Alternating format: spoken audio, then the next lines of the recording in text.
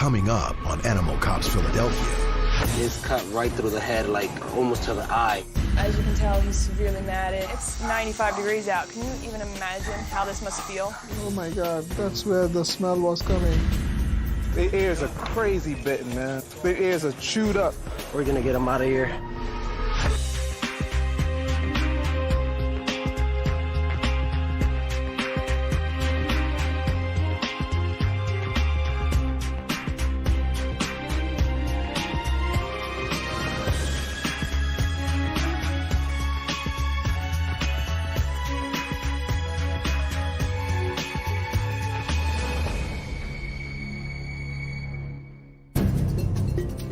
In Northeast Philadelphia, humane law enforcement officer Darlene Souza and trainee Agent Juan Martinez are heading out to the scene of a brutal assault. A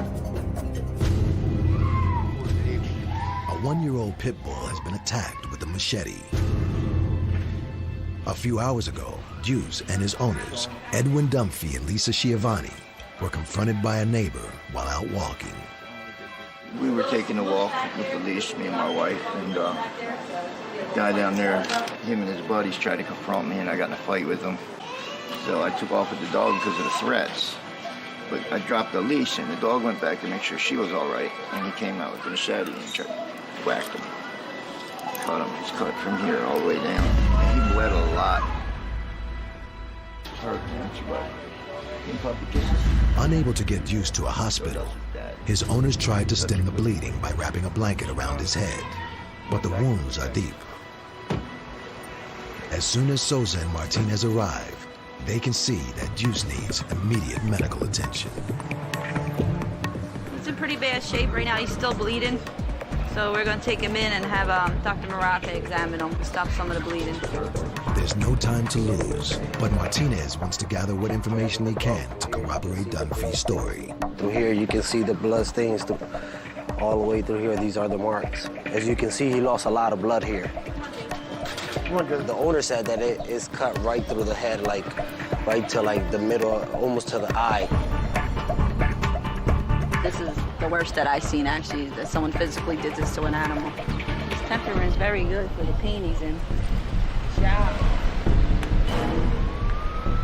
As they head back to the Pennsylvania SPCA with one of Deuce's owners, they call ahead to alert the medical team that they're bringing in an emergency case.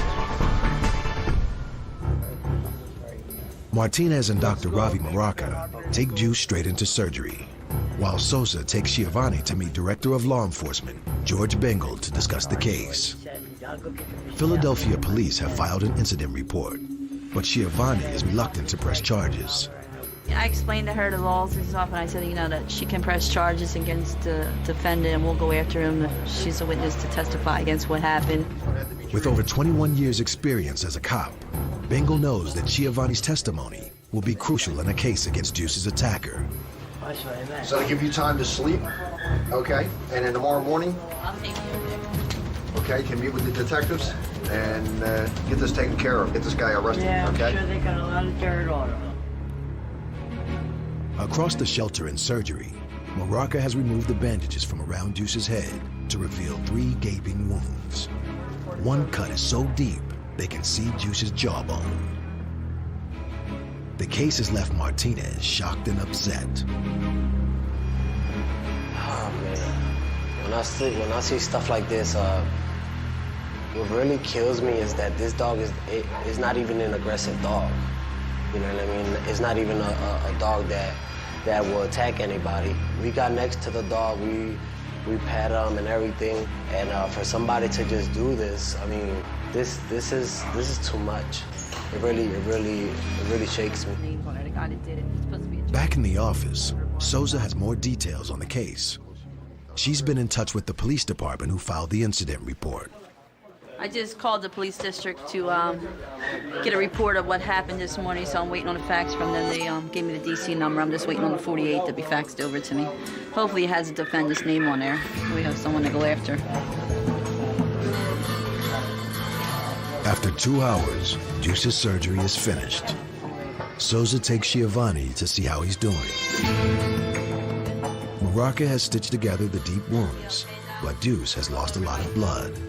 he'll need to stay overnight so he can be closely monitored by the medical staff. Well, we did as much as the best we could do. Yeah. But you did a good job bringing him in because, you know, if you didn't get him treated, you may not have made it. Thank you, doctor. The shock of the situation is starting to hit home, but Giovanni is still unsure about testifying against their attacker. She's a little iffy on that. She's very scared that they're going to come after her. They already threaten her, and she said that they'll kill her and her boyfriend. So that's a little iffy thing right now, so we're going to have to talk to her and persuade her, and this is the best thing to do right now. Thank you. You're welcome. It's been a traumatic day. With Deuce now in safe hands, the agents hope his owners will have the courage to bring his attacker to justice.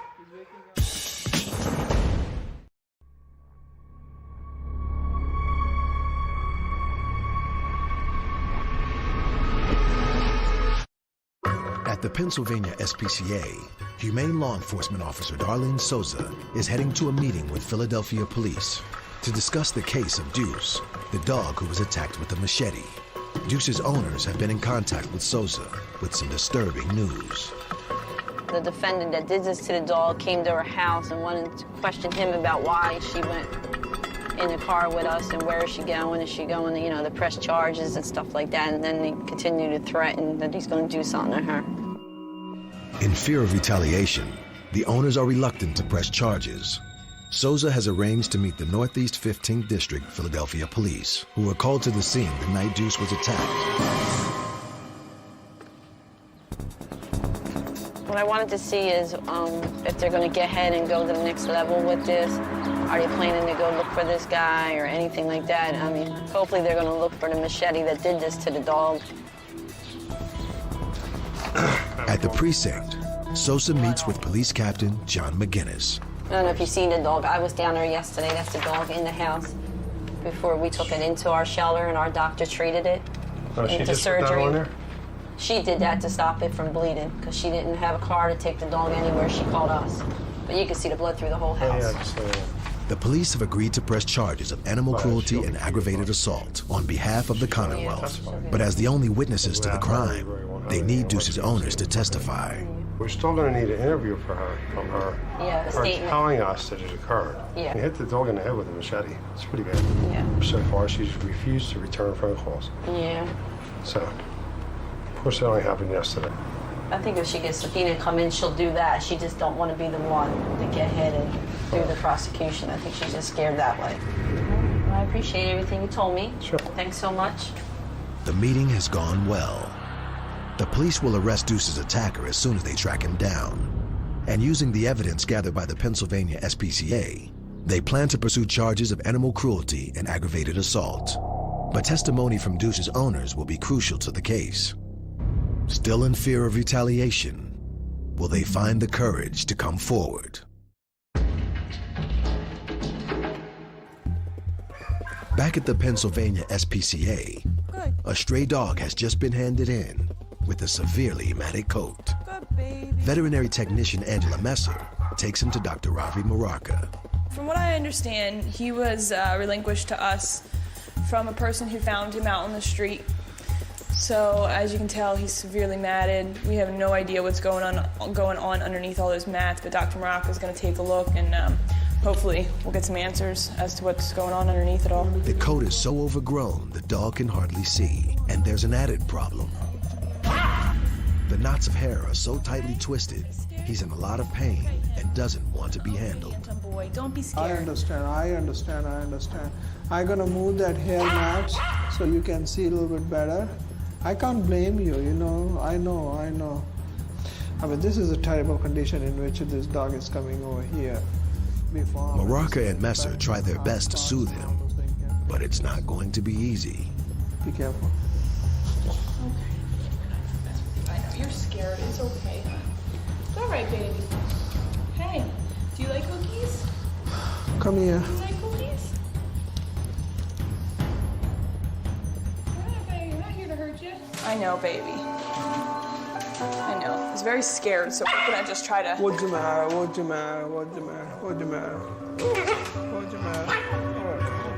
okay. Calm down. After several attempts to muzzle him, Morocco can see he's met his match. He's so terrified because he cannot see and he has been kept in such a terrible condition. His skin is almost here.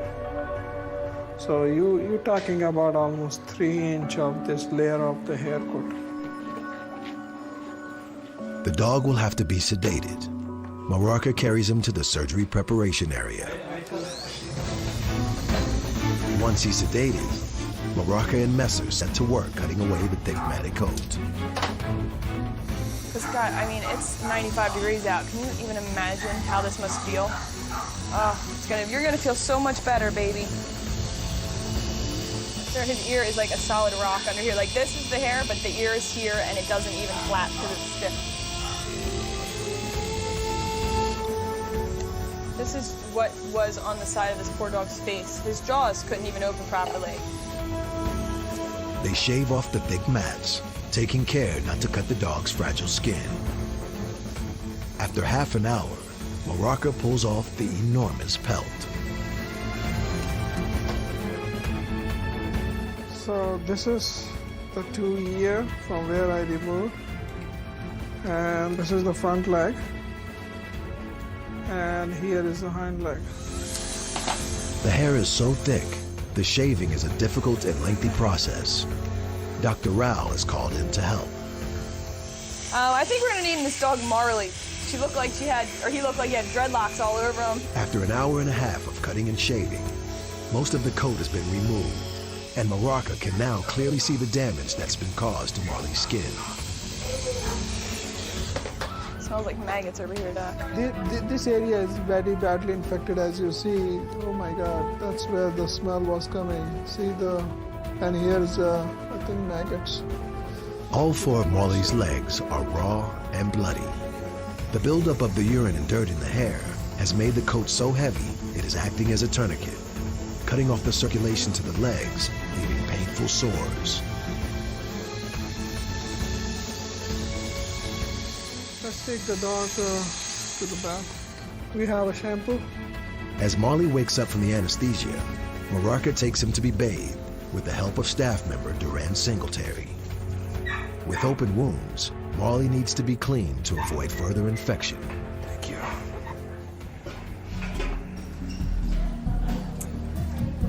$22.6. How much it was? 25.3. You can actually see his face, and what a cute face he's got. He's a young dog. I say about 7 to 8 months, and probably since his birth, he has never had any grooming done. I gave all the meds and everything. Okay. Bye-bye. This isn't even all the hair that we took off, so this is the majority of the clumps and the nice long piece you got from the back. But we were just curious to see a weight on that. 1.7 pounds of hair. Yeah. But for a 20-pound dog, that's, I'm trying to think of the percentage of It's it. almost 10%. Yeah. Of the body weight. Now 10% lighter, but 100% happier, Marley will be kept at the shelter until he is fully recovered. But a crucial question remains. With his aggressive temper, will Marley ever find a new home?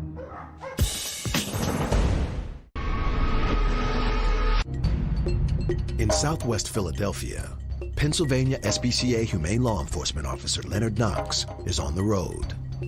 He's heading to an address where 2 dogs are suffering with fly bites on their ears, a condition called fly strike. It's his 4th visit to the property, and Knox is getting frustrated.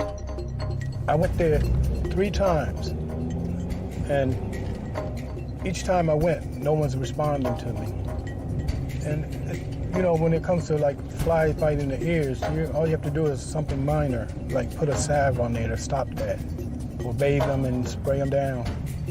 But if they're not cooperating where I can find out if they're doing that, then we have to take them away. We get to see the dogs, and the dogs are being treated by a vet. I'll call it a day and leave them alone. But I'll also ask them, when someone's trying to contact them, make contact with them. Instead of like wasting time where I could be somewhere else helping some other animal.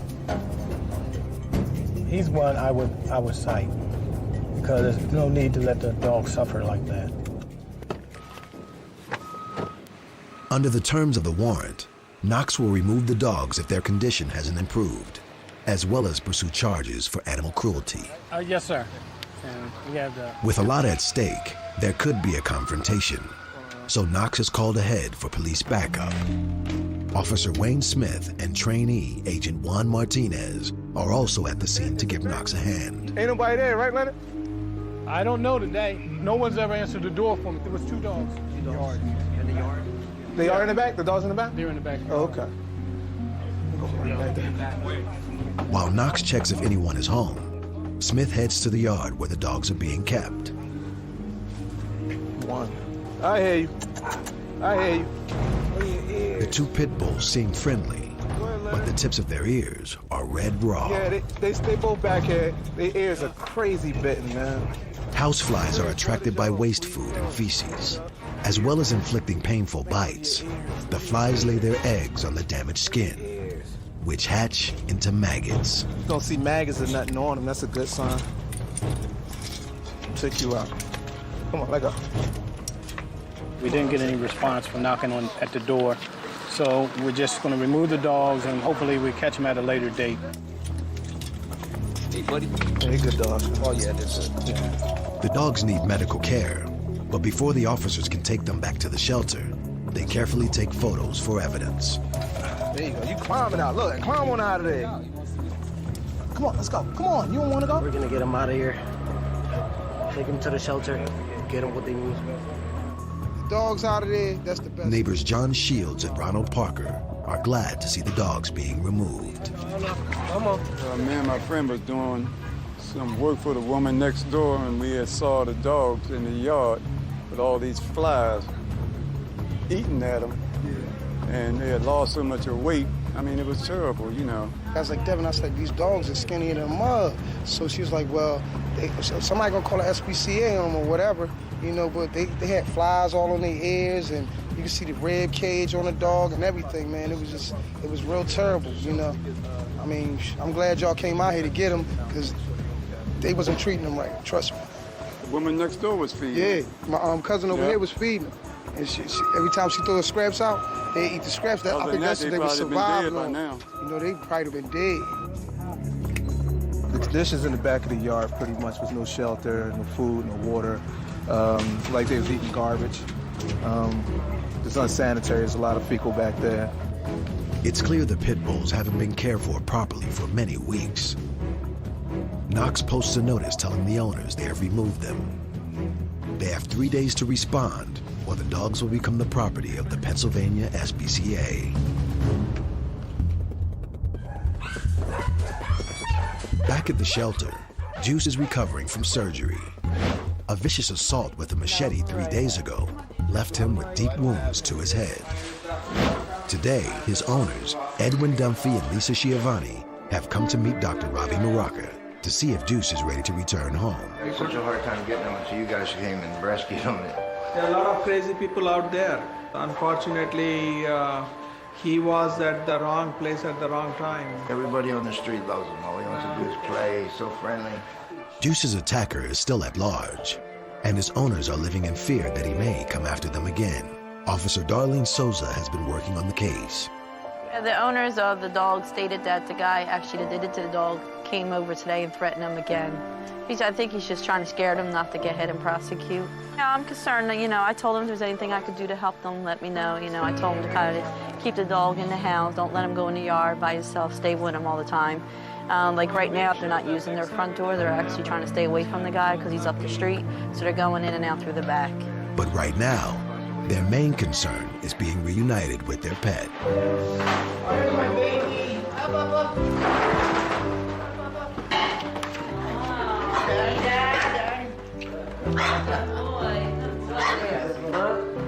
Yeah, he misses us.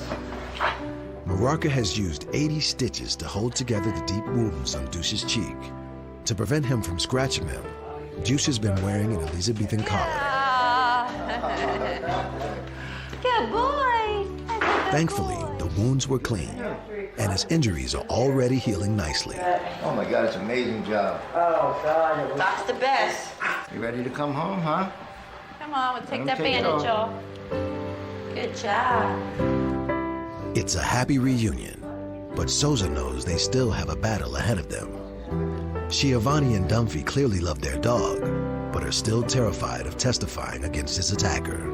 We talked to her and we just, it's best for the dog. The dog can't speak. We have to speak for him. So you have to get justice for your dog, and that's the best is to prosecute this guy so he doesn't do it again to your dog or anybody else. Their testimony is crucial. Without it, the police don't have a case, and Deuce's attacker will go free. You're welcome.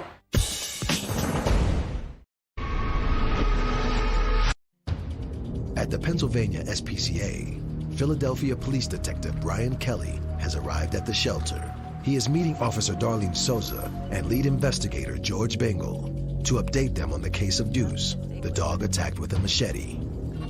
Deuce's attacker has been arrested, and police have uncovered a crucial piece of evidence. This is the machete that was used. We we executed a search warrant at his residence when we arrested him that morning. What was he all charged with? He was charged with robbery, aggravated assault, and cruelty to animals. Does he have a past history at all? He does. The charge of animal cruelty alone carries a maximum 5 years in jail. But the case rests on the owner's testimony. I think the owners of the dogs are a little scared because they keep getting threats from the defendants' friends and stuff to keep threatening them to get, Right. if they show in court, Right. they're gonna burn their house down and all this other stuff and then kill the dog. Has he said anything to you about the dog, that he did it, or did he admit to it? Nah, he gave a statement. He placed himself at the scene, but he didn't do it. Okay. When you found that weapon, would it have any blood or anything on it? I had it submitted for an analysis, and they didn't come back with anything. So without their testimony, Yeah, they have to testify. Without their testimony, this is going to go nowhere. The whole case will get thrown out. Yeah, Philadelphia's it is a problem. There's no question about that. It's, nobody wants to snitch. The police and the Pennsylvania SPCA have done all they can to help Deuce. As the sole witnesses in the case, his owners are the only ones who can help secure conviction for his attacker. If the complainants don't come forward and testify, we don't have anybody to say exactly what happened out there. We don't have no other independent witnesses, and the defendant's not confessing to anything that he did wrong. They don't come forward, the defendants walk free. That's a big thing. It's you see a lot of that. They're even wearing T-shirts. Stop the snitching. Don't talk to the police. It's frustrating. All they can do now is wait and hope Deuce's owners will finally agree to testify. Yeah. At any one time, the Pennsylvania SPCA has up to 500 rescued animals at the shelter. Thanks to public donations and the hard work of the SPCA staff, the Pennsylvania SPCA, a nonprofit organization, is able to give them a second chance. Today, Officer Leonard Knox and Dr. Rachel Lee are going to evaluate the two latest arrivals Knox rescued yesterday. The two young pit bulls are suffering from fly strike, painful fly bites on the thin, vulnerable skin on the tips of their ears. But despite their condition, the dogs are friendly and very playful. This dog is a little bit underweight. He's in good spirits, though, clearly. His big problem looks like he's got flea-bitten ears, so they're all infected. You can see pus coming off the wound. So the plan at this point would be to sedate him so we can get a good look at the ears and clean those scabs off, because he's not going to sit still for it otherwise. His ears are probably really uncomfortable. I'm sure they itch a lot. If you've ever had a wound or a scab on your arm, it's really itchy as the scab starts to come up. Potentially, these would become maggot infested is usually what the sequela to this kind of fly bite is. And this dog is like a 2 out of 5 body condition score. Normal would be like 3 out of 5. So it's not emaciated, but it's not ideal. But he's very handsome. Knox is determined to pursue the dog's owner and wants Dr. Lee to testify in court to support the charge of animal cruelty. The vet's examination will be used as the evidence to back up whatever I say, as well as the pictures, and then she'll explain it. She can come to court and explain it as well. Any medical terms, anything else like that, because I'm not a vet, so that will be her part of the job. If he decides to cooperate, then we can just give him the citation right there to appear in court. Now, if they don't, then they'll be arrested and taken away.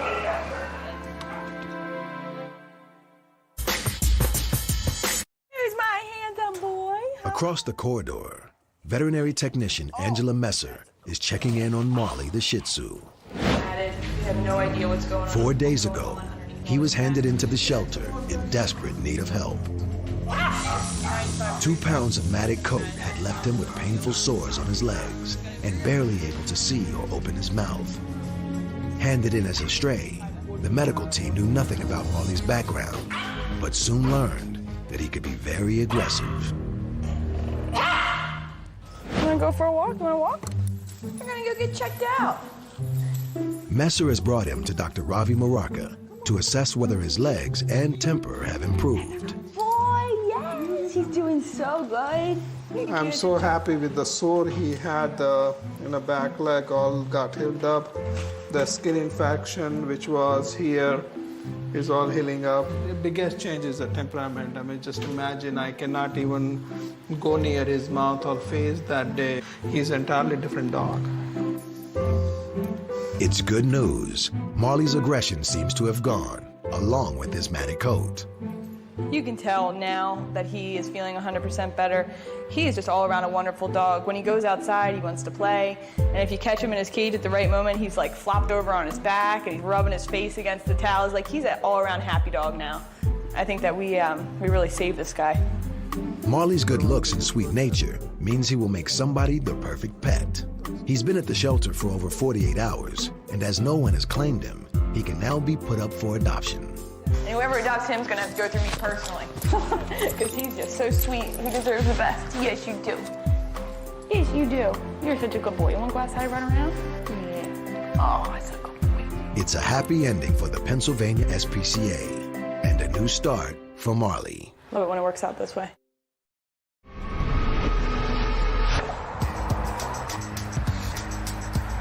On the road, Humane Law Enforcement Officer Darlene Souza is heading to South Philadelphia. She has received a cry for help. A kitten is stuck in a tree. Once I get on the scene, I'm gonna speak to the lady that called in. I did speak to her on the phone a little bit. And the way that she sounds, I don't think I'm gonna be able to reach the cat because he's like 2 stories up and I don't have a ladder on this truck. So what I'll have to do is call back to the shelter for Bob and Mike, which I call Bert and Ernie, see if they can come out and assist me. Bob is actually my brother. He works in the maintenance department. We both used to work at Animal Control. He was a driver over there, and he heard that they were hiring over here for maintenance, and he always did that before, and he's real good, you know, fixing stuff. So he came over here and got involved in that. We call them our rescue rangers. Like many brothers and sisters, Darlene and Bob have a healthy sibling rivalry. I'm not sure who's better at rescuing the animals, me or Bob, but I'll put my money on me. Before she calls Bob and Mike, Sosa wants to see if she can get the kitten down by herself. The cat's up there. I can hear him. Let me see him. The kitten belongs to 3-year-old Aliyah London. I miss my cat. You want us to get it down for you? So yes. The cat's at least 2 stories up, so I don't have the equipment on my truck, so I'll have to call for assistance for them to come out and help me with the ladder and stuff.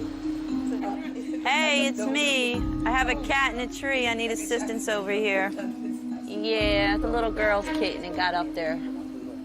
Okay, bye-bye. Her name Kisnet. It's my cat, and I want my cat back. And she been up there for like 2 days. And it's my daughter and my son cat, and they really stressing us out. And Miss Peaches was making sure the cat all right. What's her name? Kisnet. Kisnet. And her flea collar fell down, and I'm glad she did fall. At least she been up there 2 days.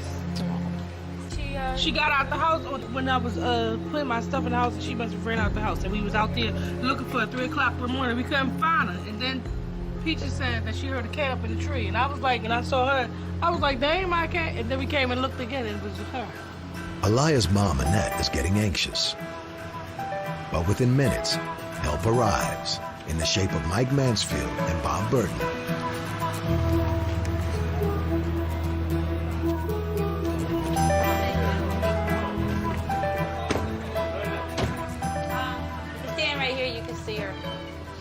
I hear. Keeps going up higher, though. It's a ginkgo tree, too. Wood's real soft. Bob works out the best route to get to Kismet. They need to avoid the overhead power lines that could deliver a dangerous electric shock. Yeah, the bottom wire is cable, top one's electric. The lady in the pink is her. Hey, you know what? If goes out of there, then how about you try it? Hi, Sarah. Tiger stripes. Black and white to me. Yeah, just get the 24 and put it up here. Plan is we're going to get the 24-foot ladder in there. There's a lot of branches on it. The cat's probably up about 35 feet. So we're going to just climb up through.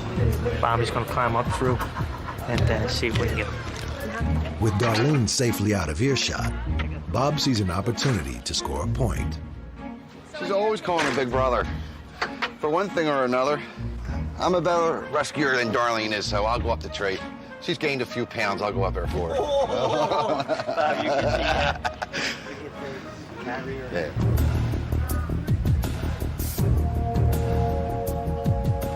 We totally avoid the electric lines, so we're hoping the cat doesn't go too much further above the electrical lines.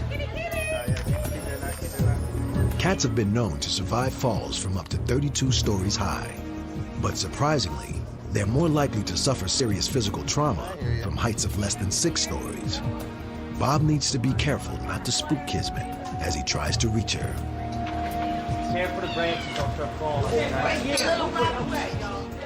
fall. Pull up the carrier. All right. Oh, is she more on that side? Is she right there? That's great. Come on. Kismet is just out of reach. But after some gentle coaxing, Bob lifts her to safety. Hold on, baby.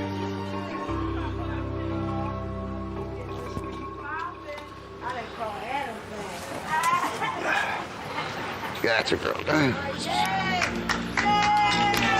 the matter? How she look? To a couple feet. I had to stretch a little bit to get her. Oh, she's fine. Very pretty cat. Hold on, it's wrapped around my leg here.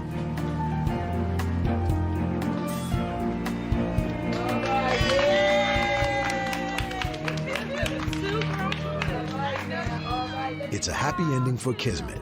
And with another successful rescue under his belt, Bob is feeling generous. You happy? Say yes. Darlene could have got that cat out of there. That was a pretty easy one. Nothing dramatic up there. The cat, she started to go up a little farther, but once I called her, she started coming back down again. The little girl's here. She's happy. She got her cat back. That's the best part right there, the little kids. Thank you. Thank you. You're welcome. Did you get your kitty back? You're welcome, sweetheart. Bye, sweetie. Bye. She like, bye-bye. Best Monday I had in a while. Still looking forward to the weekend, though. Here we go. Come on now. Back at the shelter, the 2 rescued pit bulls are being taken for some fresh air by Officer Leonard Knox. They've been named Patrick and Jenny. Come on. They picked up good weight here, and the ears are healed very well. Come here, Patrick. So far, they're pretty good. They remember each other well for being separated in the shelter, and once they started seeing each other, they're playing like they're in the yard again. The dogs are healthy and ready to be put up for adoption, but their case is still open. For the last 6 weeks, Knox has been trying to track down their owner, but so far, they've refused to respond to the notices he's left at the house. Hello. So we'll try it again. I know they're home, because you know how you might see a curtain move and it wasn't moving before, or you leave a card and you turn the corner and come back and the card is gone. I know I'm going to get them. Because each time I go to the home, they slip up by doing something different. Eventually I'll catch them coming out the door, and when I get a real view of who it is, then I know who I can go after. All they had to do is come forward, give them their citation, and we'll get this over with. But they're like playing hard to get. But eventually we'll get them. Let me.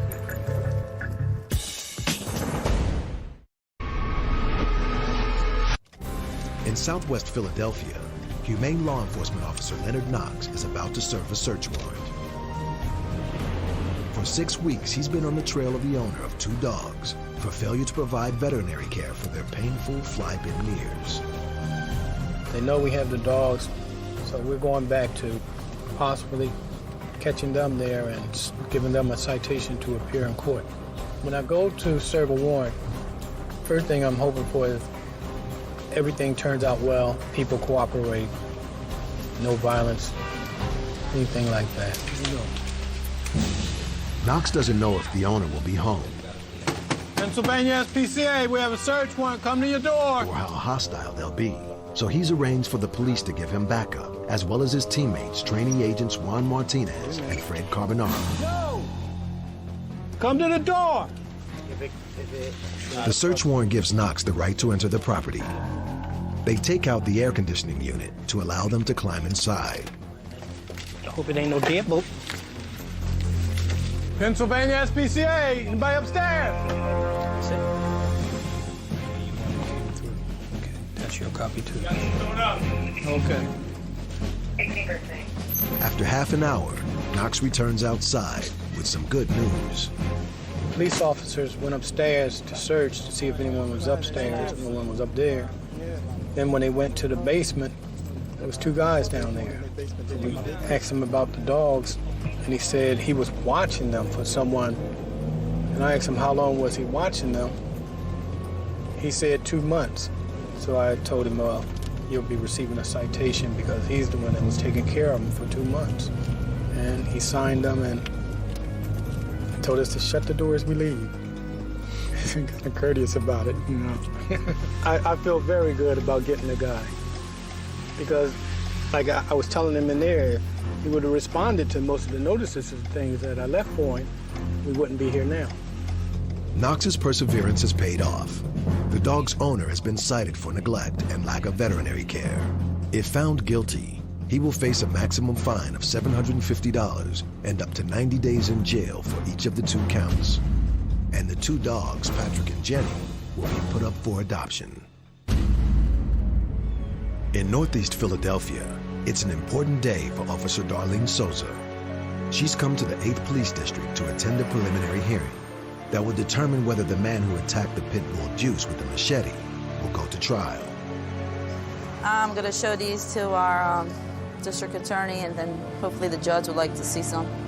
And this is the wounds before Dr. Maraca did surgery. Juice's owners, Edwin Dunphy and Lisa Schiavone, have received multiple threats of retaliation if they testify. But with Souza's support, they have found the courage to go ahead with the hearing.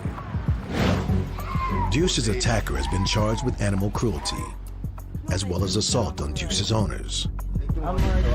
Police managed to find the weapon used to attack Juice and feel confident they have a strong case. In less than an hour, the hearing is over. Dunphy has mixed feelings. The charges against the dog stuck, but as far as the charges of him against me, they remanded them because they didn't feel there was enough evidence for that. He's facing a misdemeanor at $750 maximum fine, but anywhere up to 5 years in prison. I'm happy. I wish he would have had more charges against him for the other stuff he did, but at least we're going to get justice for Deuce. I mean, that's what really counts here.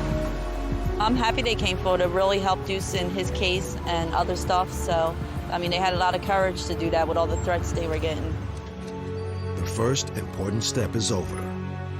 The case is now in the hands of the trial judge. But most importantly, Deuce is on the road to recovery. Good boy. It's been 3 months since Souza last saw him, and she's pleased to see his scars have almost gone. All right here. It's from here all the way down to the tip of his nose. Well, most of it healed up except for this section, and all back here is still swollen inside. He got a lot fatter since the last time I seen him. I don't know what I'd do without him. You know, he's my best friend, really. I spend all my time with him. You know, I wish I could take him for longer walks. I have some trouble in my back, but he helps me get exercise like I'm supposed to. But without him, I wouldn't get the exercise I really need. He loves his whoppies. As long as I've been doing this, this is one of the most brutal attacks that I've seen. I mean, I just don't know how anyone could hurt an animal like this. I mean, it's just sick. Darlene has been phenomenal. She's helped us out in every way possible. You know, if it wasn't for her,